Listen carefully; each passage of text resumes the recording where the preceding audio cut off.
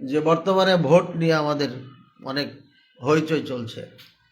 কালকে একটা ভিডিও গেছে আমার, অনেক আলোচনার পরে সেখানে বলা হয়েছে ভোট দিবেন, ভালো প্রার্থী থাকলে ভোট দিতে হবে, না হলে পরে সেই লোকটা আসতে পারবে না ক্ষমতায়। ও যদি না আসে তাহলে কে আসবে? ভালোর জায়গা থেকে আসবে, খারাপ চলে আসবে। খারাপ আসলে পরে ইসলামের উপকার হবে না অপকার হবে। নাস্তিক চলে এলো বা কোরআন সুন্নাহ বিদ্বেষী কোনো ব্যক্তি আসলো, যদি এমন কেউ আসে তাহলে ইসলামের কাজ চলবে? ওখানে চলবে না। এবং নাটোরে আমার কয়েকবার মাহফিল নিয়েছিল, কয়েক বছর আগে, একটা মাহফিল হতে দেয়নি, বলছে পুলিশ আয়সা ভেঙে দিয়ে সৃষ্টি। একদিন মাহফিলের আগের দিন, তো ওখানে যদি একজন ভালো নেতা থাকতো, আহলে হাদিসের নেতা যদি হতো বা নিরপেক্ষ কোনো ভালো নেতা হতো, যেই দলেরই হোক, তাহলে পরে মাহফিলটা কি ভাঙতে পারতো?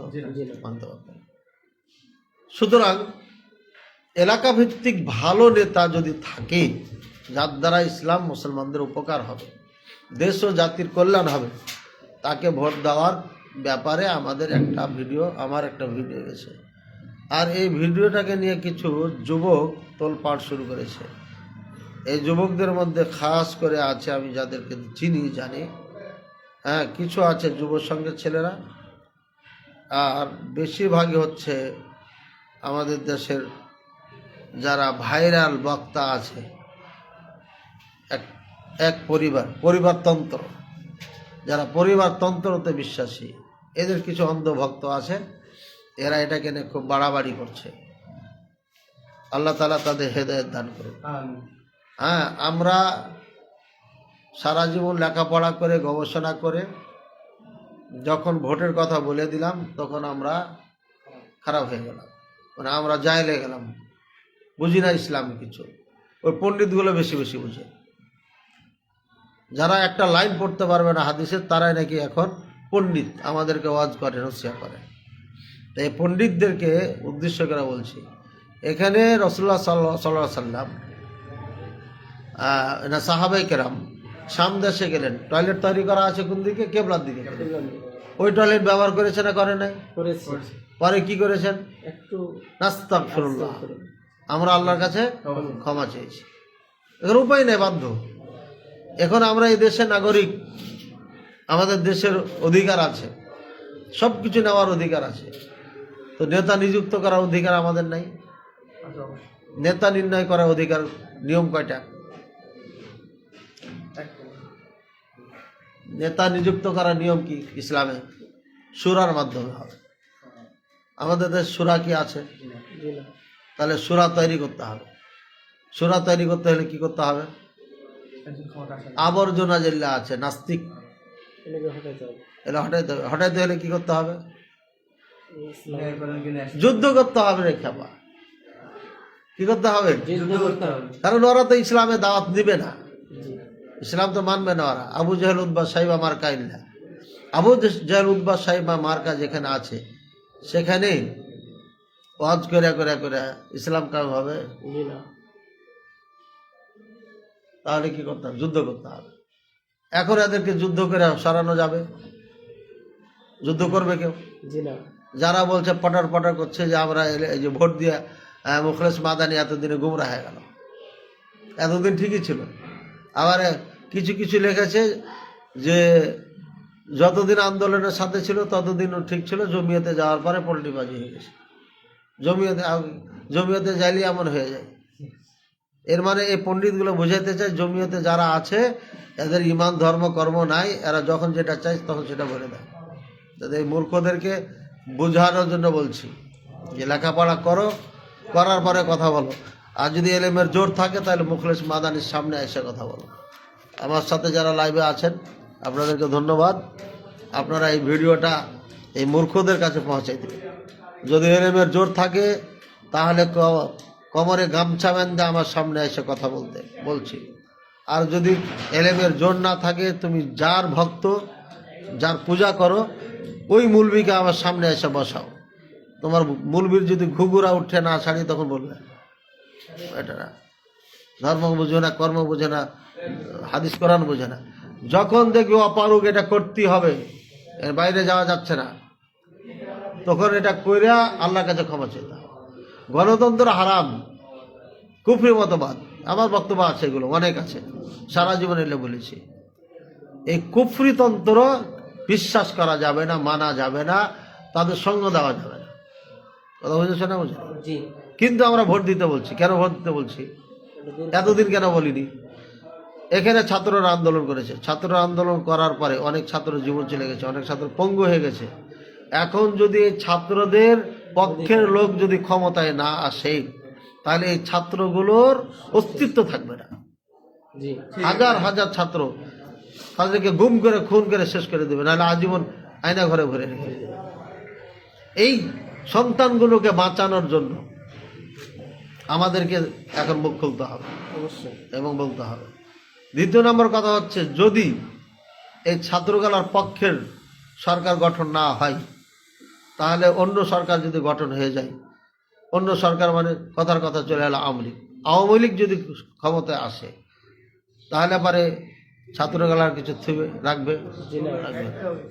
তো সুতরাং সব মিলে ঝুলে আমাদেরকে যদি এই যারা ইসলাম বিদ্বেষী, যারা বোরখা দেখতে পারে না, যারা দাড়ি দেখতে পারে না, এই যে কালকে যে পরশু যে মারামারি হলো, পুলিশেরা যে মেরেছে, একটা ছাত্র, মাদ্রাসার ছাত্রকে পিটাইছে।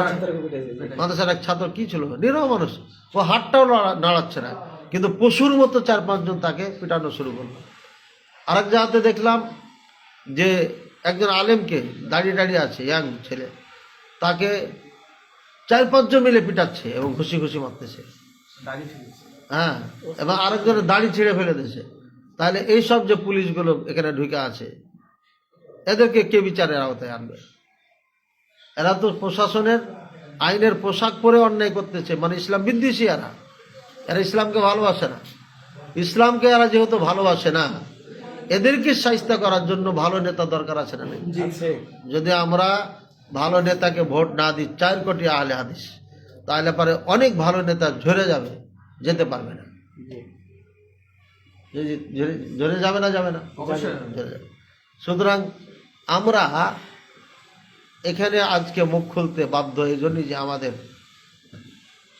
সন্তানদেরকে বাঁচাতে হবে, এটা একটা। দ্বিতীয় নম্বর হচ্ছে যে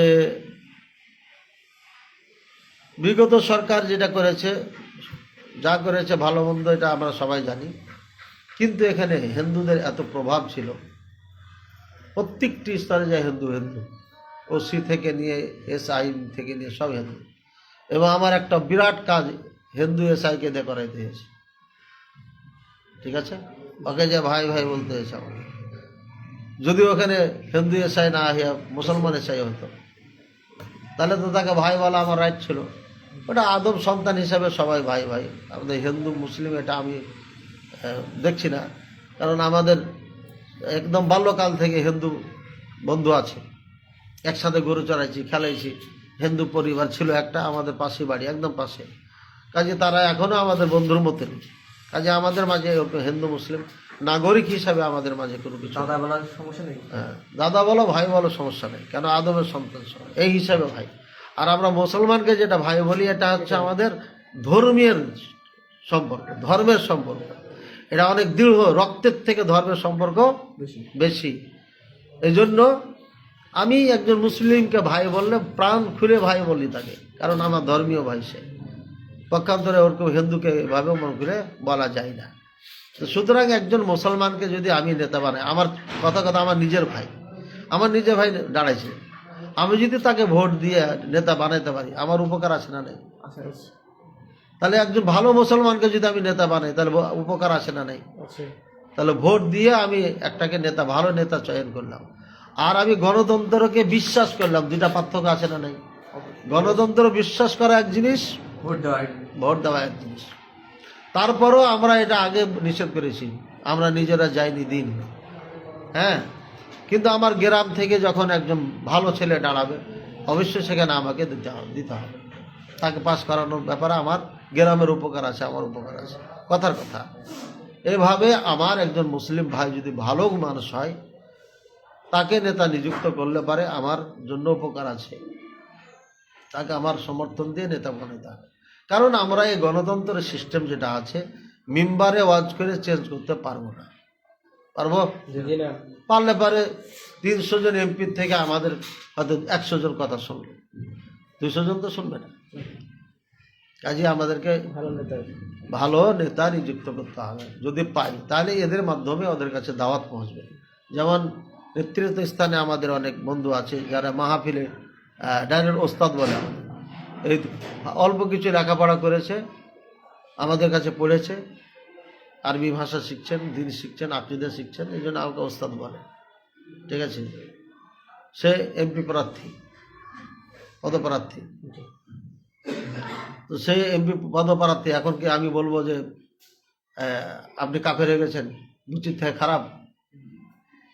এই কিছুদিন আগে দেখলাম যে আব্দুল্লাহ পাশে বসে আছে আর উনি ওয়াজ করছে, একদম বিশুদ্ধ কোরআন পড়ছে, এমপি সাহেব পদপ্রার্থী। এই কয়েকদিন আগের ঘটনা এটা, আর আব্দুল্লাহ পাশে বসা। এই হলো একটা। তো সব মিলে ভালো নেতার দরকার আছে আমাদের। ফতোয়াবাজি করে করে ইসলাম কায়েম হয়ে যাবে এটা না, বরঞ্চ তাদেরকে কাছে টেনে ইসলাম শিখাইতে হবে। ওই নেতা আছে, যোগ্যতা আছে, ওকে নেতার চেয়ারে রাইখেই ওকে ইসলাম শিখাইতে হবে। ও যদি আমার মতো বুঝে যায় যে গণতন্ত্র কুফরি মতবাদ, এটা ঠিক না, সুযোগ আসলেই ওই আমার সঙ্গে চলে আসবে, গণতন্ত্র ছেড়ে দিবে। ঠিক আছে, কিন্তু আমরা তো পারতেছি না গণতন্ত্র ছাড়াইতে, আর কখনো পারবে না এরা, যারা এই গণতন্ত্র ভোট দেওয়া যাবে না যে চিল্লে বেড়েছে। কারণ এদের কি আছে, এরা এই মসজিদে 2-4টা মানুষকে ভোট দেওয়া কিন্তু ঘোষণা দিতে পেরেছে।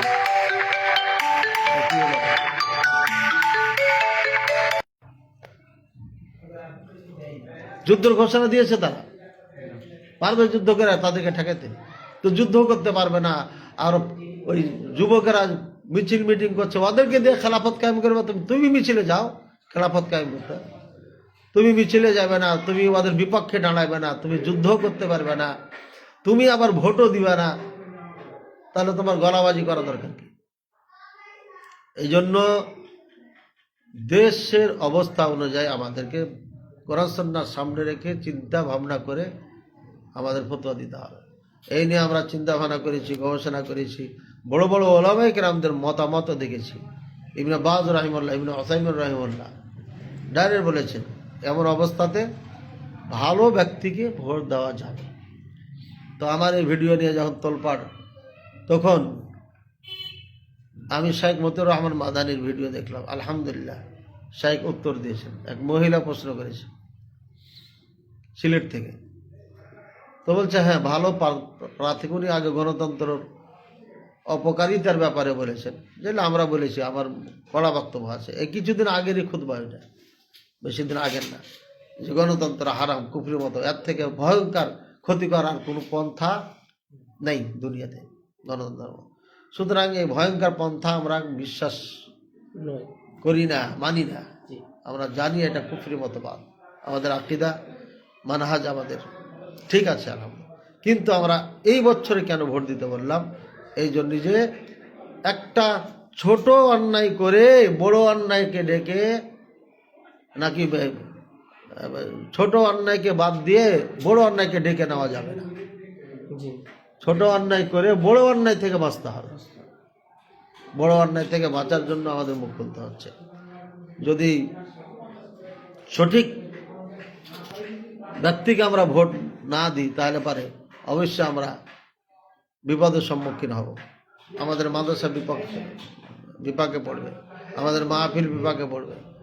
জায়গায় জায়গায় মাইক কেড়ে নেওয়া প্রবণতা বেড়ে গেছে বক্তাদের থেকে, যেই সেই মাইক কেড়ে নেয়, এগুলো আগে ছিল না।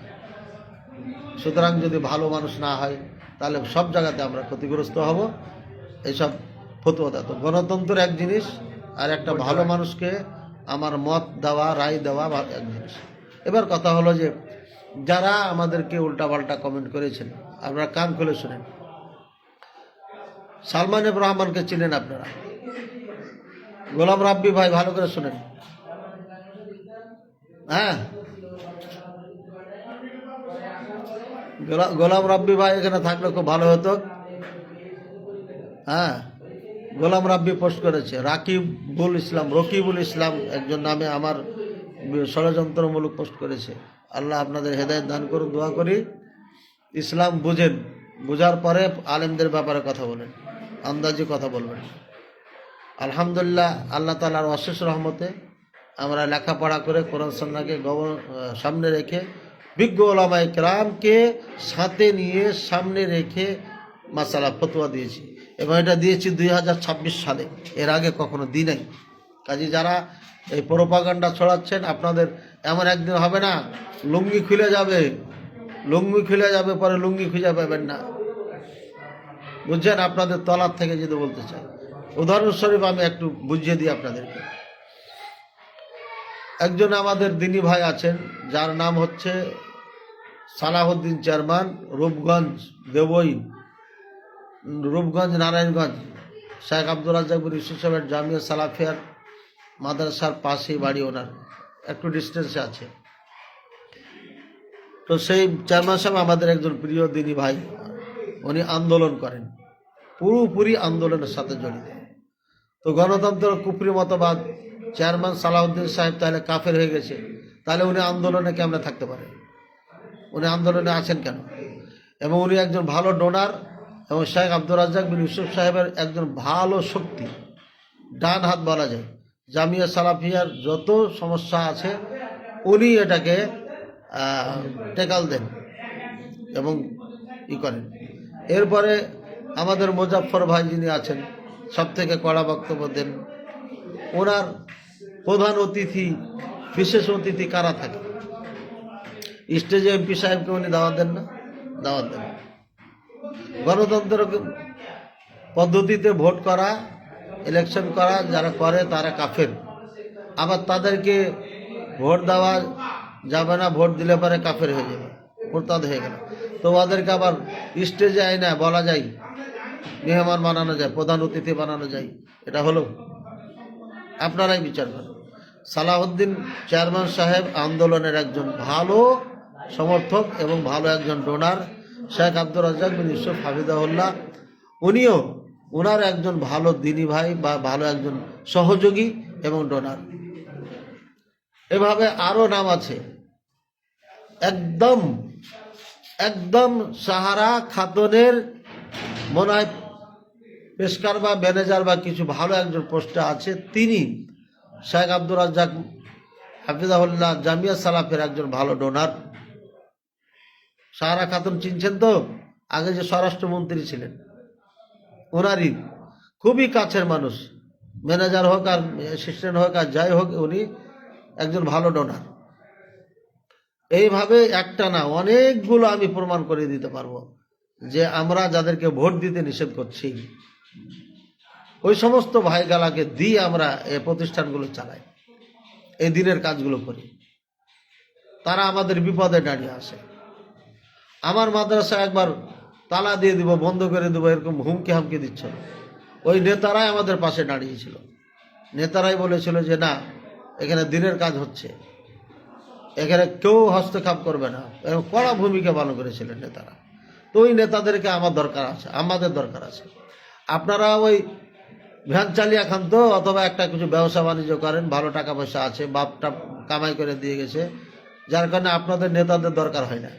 কিন্তু আমরা প্রতিষ্ঠান চালাই, আমাদের নেতাদের দরকার হয়, আমাদের নেতাদের সাথে থাকতে হয়। রাসূলুল্লাহ সাল্লাল্লাহু আলাইহি ওয়াসাল্লাম সর্বপ্রথম দাওয়াত কাকে দিয়েছেন? নেতাদেরকে দিয়েছেন। বেলাল রাদিয়াল্লাহু তাআলা আনহুকে রাসূল সাল্লাল্লাহু আলাইহি ওয়াসাল্লাম দাওয়াত দেননি, উমাইয়াকে দিয়েছেন। উমাইয়াকে দাওয়াত দিলে এমনি বেলাল শুনে মুসলমান হয়ে গেছেন। উতবা সাহিবা যত নেতা ছিল, নেতাদেরকে রাসূলুল্লাহ সাল্লাল্লাহু আলাইহি ওয়াসাল্লাম দাওয়াত দিয়েছেন, সুতরাং তাদের পরিবর্তন ঘটেছে। আমরা যে সকল নেতাদের আশপাশে থাকি, গেছি, বসেছি, আলহামদুলিল্লাহ তাদের পরিবর্তন ঘটেছে। একজন নেতা, সে আহলে কোরআন হয়ে যাচ্ছিল, দীর্ঘক্ষণ তার সঙ্গে সঙ্গ দেওয়ার কারণে আলহামদুলিল্লাহ সে আজকে সত্যিকারী একজন মুসলমান হয়েছেন, সত্যি একজন ভালো মুসলমান হয়েছেন, আলহামদুলিল্লাহ। তো সম্মানিত দিনী ভাই বোনেরা, এটা শুধু না, আর একজন বড় নেতা, তার কলেজে আমি একদিন যাই এবং সেখানে এই দিন নিয়ে, ইসলাম নিয়ে তার সাথে অনেক কথা হয়ে যায়, অনেক তর্কাতর্কি হয়ে যায়। তো উনি আমার কথা বিশ্বাসই করলেন না, মানতে পারলেন না। পরে উনি বললেন, মুখলেস তুমি তোমার মতে থাকো, আমি আমার মতে থাকি। উনি আমার আত্মীয় ছিলেন, একজন বড় নেতা, কলেজের অধ্যক্ষ। তো কয়েক বছর পরে, 3 বছর কি 4 বছর আগে, অনেকদিন আগে, আমার 2005-06 দিকে তার সাথে ঝগড়া হয়েছিল। আর এই মাত্র 3 কি 4 বছর আগে, বা 3 বছর বা 2 বছর আগে আমাকে বলেছে, মুখলেস ভাই, ছোট ভাই, তুমি যেটা বলেছিলে ওটাই সঠিক, এতদিন আমার বুঝে এসছে। এই যে ইরানের শিয়াদের ব্যাপারে, এটা একটা বিষয় ছিল। তো সুতরাং আমরা যেগুলো বলি চিন্তা ভাবনা করে বলি, গবেষণা করে বলি। আমাকে এক ভাই, রাকিবুল ইসলাম নাম মনে হয়, আমাকে কিছু দলিল পাঠিয়েছে, দলিল, ভোট দেওয়া যাবে না। আপনি কি হাদিস কোরআন বুঝেন না? কামরুল সাহেব বুঝেছেন কখনো? আপনারা যেমন যেমন মূর্খ, মূর্খদের বক্তব্য শুনে মূর্খ হয়ে গেছেন আরো। এই কথাই আপনাদেরকে বলতে বাধ্য হবে। এদেশে মূর্খদের সাইলাব চলছে। বক্তা নামে অনেক মূর্খরা বক্তব্য দিয়ে যাচ্ছে। আমরা মুখ খুলি না, দিনই আমাদের ভাইয়ের জন্য।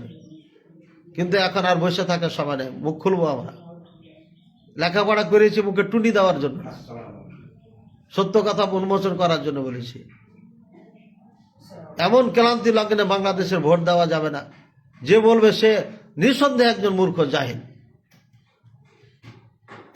হয় ভোট দিতে হবে, নাহলে যুদ্ধ ঘোষণা করতে হবে।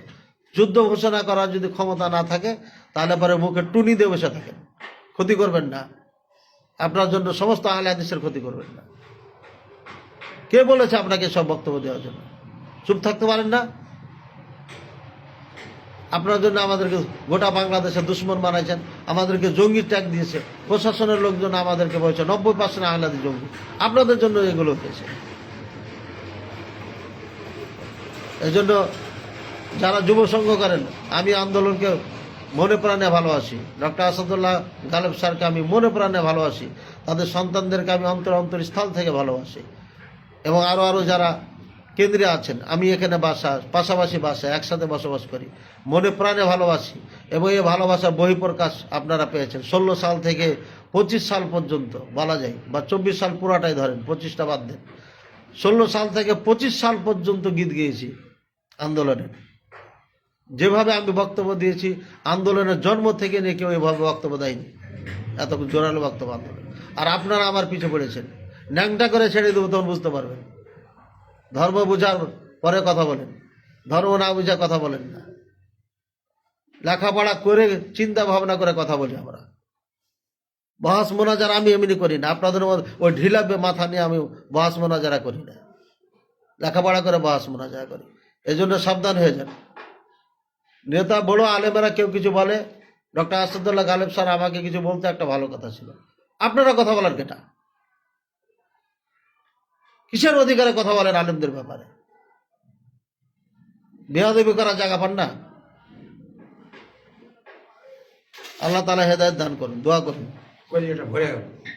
নড়াচড়া করবেন না।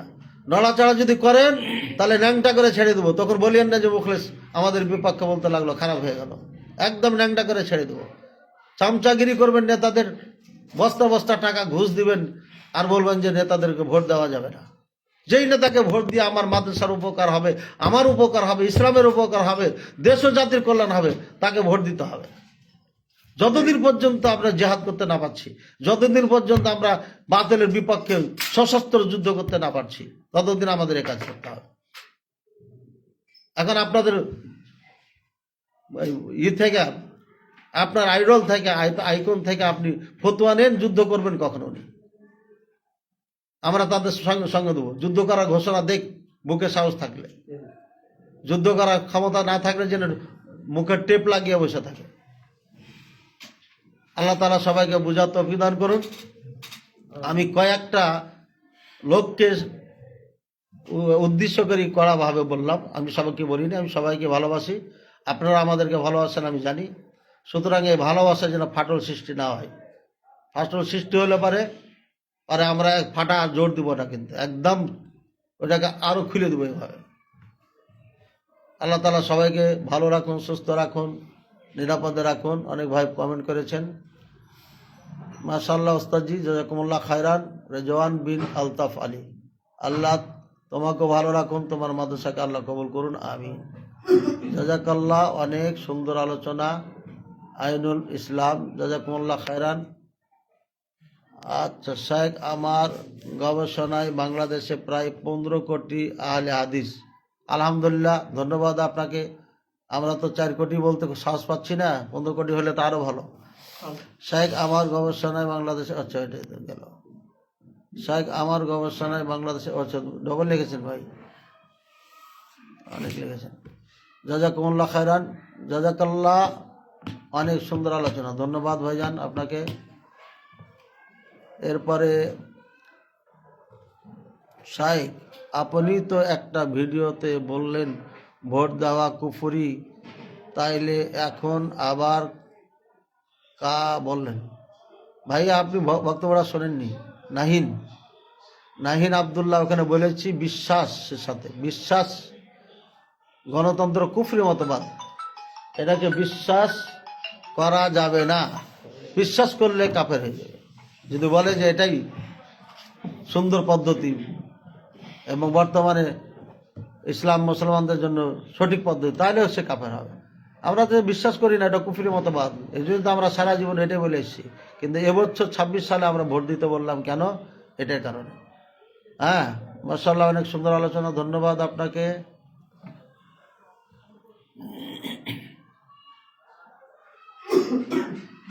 আচ্ছা,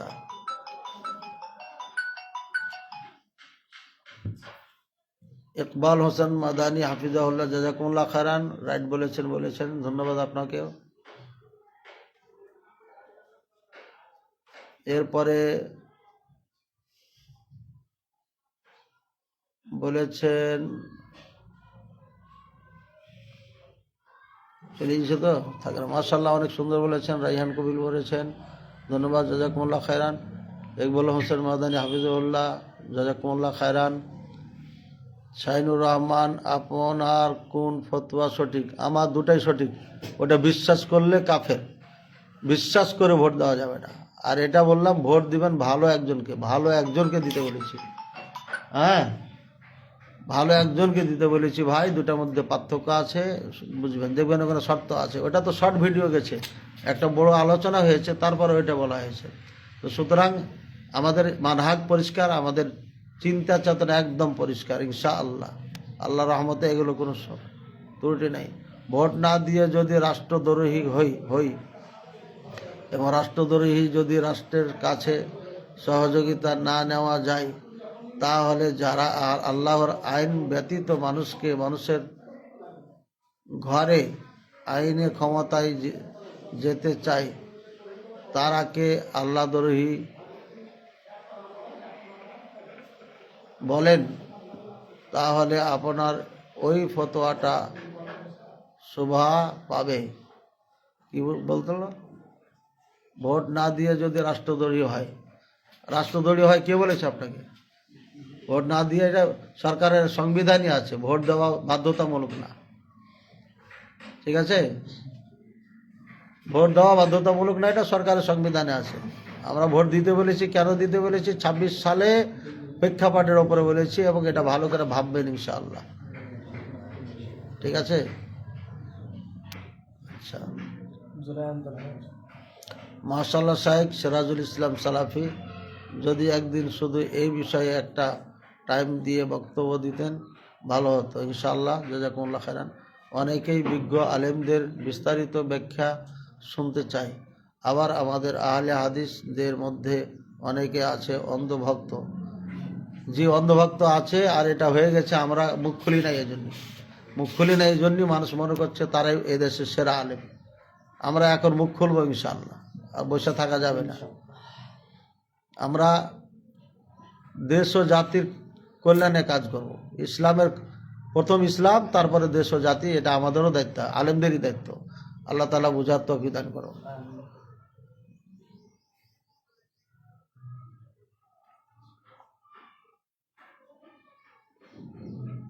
আপনার কথাবার্তা কেউ চয়েস করে না।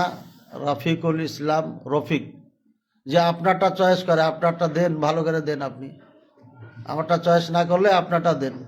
আপনার মতো তো কমেন্ট কেউ করেনি, এর মানে আপনার ভিতর ভালো না। আল্লাহ আপনাকে ভালো করুন, দোয়া করি। শাইখ, আপনি তো বলেছেন যে যেখানে যদি নেতাদেরকে ভোট না দিয়ে যদি নেতাদের কাছে যাই তাহলে বেঁধে রাখার জন্য, বেঁধে রাখার কথা বলিনি, এই যে আবার মিথ্যা কথা বলে দিলেন, বললাম দূর করে তাড়াই দিবেন। এখনো বলছি দূর করে তাড়াই দিতে হবে। আপনার নাম ধরে বলবো, বস্তার টাকা, টাকার বস্তা দিয়েছে নেতারাকে, বিবাদে পড়ে। আমাকে আবার মুখ খোলায়েন না, আমার মুখ এমনি পাতলা, বলে দেবো সইতে পারবেন না, বুঝছেন? এই জন্য আপনারা মুখ খোলায়েন না, অন্ধভক্ত হেন না। ভক্ত যদি কাউরি হতে হয়, কাছে এসে চিনে বুঝে ভক্ত হেন, দূর থেকে ভক্ত হেন না, ভক্ত বসি না। ভিতরে কি আছে এটা জানেন।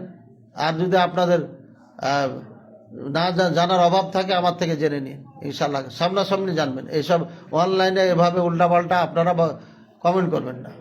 আলেমদেরকে সম্মান দিতে শিখেন। যারা সত্যিকারই ইসলামের জ্ঞান পেয়েছেন, আদব কায়দা তাদের থাকতে হবে। কারণ জ্ঞান অর্জনের আগে আদব অর্জন করেছেন সালফে সালেহিন। 20 বছর ধরে আদব অর্জন করেছেন, তারপরে জ্ঞান অর্জন করেছেন। মানে জ্ঞানের সাথে আদব কায়দা অর্জন করেছেন আগে। মানে জ্ঞানটাকে আগে মানে জ্ঞানের থেকে আদব কায়দাকে অগ্রাধিকার দিয়ে, সেটা বড় জিনিস। আল্লাহ তাআলা সবাইকে বুঝার তৌফিক দান করুন, ভালো রাখুন, সুস্থ রাখুন। আমাদের তিরমিজির ক্লাস ছিল এটা। এখানে আমরা যেটা পাইলাম যে সামদেশে কেবলার দিকে টয়লেট ছিল, কিন্তু সেখানে একটু ঘুরে বসে নাস্তাগফিরুল্লাহ পরে আমরা আল্লাহর কাছে ক্ষমা চাইতাম।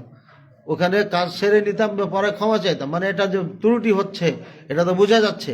ভোট দিচ্ছি এটা তো ত্রুটি, আমরা তো অপারগ, আমরা তো কিচ্ছু নাই, আমরা তো একদম এখানে জিম্মি, আমাদের কোনো ক্ষমতাই নাই। আল্লাহ রাসূল তো নামাজ পড়েছে কেবলাকে সামনে রেখে, তখন মূর্তি পূজা ভিতরে ছিল। হ্যাঁ, তো সুতরাং এখানে যেহেতু আমরা অপারগ, কাজে অপারগ অবস্থা আমরা ঘৃণার সাথে ভোটটা দিব। আমাদের একটা ভালো নেতা যদি থাকে এলাকায় আমার, তাহলে তাকে দিব, দিয়ে আমরা তার থেকে আমরা আরো ভালো কিছু করতে পারবো। আমি ভোট দিই আর না দিই, নেতা নিযুক্ত হবে। সুতরাং আমার ভোটের দ্বারা যদি একটা ভালো মানুষ হয়, তাহলে তার দ্বারা আমরা দিনের কাজ করতে পারবো। এই জন্য আমাদেরকে তাদেরকে অ্যাকসেপ্ট করতে হবে। অ্যাকসেপ্ট করেছি জাস্ট আমার দেশ ও জাতির কল্যাণে, ইসলামের কল্যাণে। আর যতদিন আমরা অপারগ না হয় ততক্ষণ পর্যন্ত আমরা, যতদিন অপারগ আছি ততক্ষণ পর্যন্ত আমাদেরকে এভাবে কৌশলে দাওয়াতের মাধ্যমে, তালিমের মাধ্যমে, নেতাদের পাশে থেকে নেতাদেরকে দিন শিখিয়ে ধীরে ধীরে এগাইতে হবে, বা জোরে জোরে এগাইতে হবে, আগার সমস্যা নেই। কিন্তু এভাবে বক্তব্য দিয়ে তাদের বিপক্ষে, তাদেরকে খেপিয়ে দেওয়া, তাদেরকে আমাদের বিপক্ষে ঘৃণা জমানো, এইগুলো আমাদের বন্ধ করতে হবে। আল্লাহ তাআলা আমাদের বুঝার তৌফিক দান। মাসালা বলতে পারি, শেখ মতিউর রহমান মাদানী মাসালা বলেন যে গণতন্ত্রে এই খারাপ খারাপ, এটা ওইটা বলে দেন। বলার পরে আবার উনি ফতোয়া দেন, হ্যাঁ এই যে ফতোয়া দিয়েছেন ভোট দেওয়ার জন্য। তো কি বুঝলেন আপনি? খারাপকে খারাপ বলতে হবে, এরপরে চিন্তা ভাবনা করে এখানে ভোটটা দেওয়া যাবে কিনা এটাও ভাবতে হবে।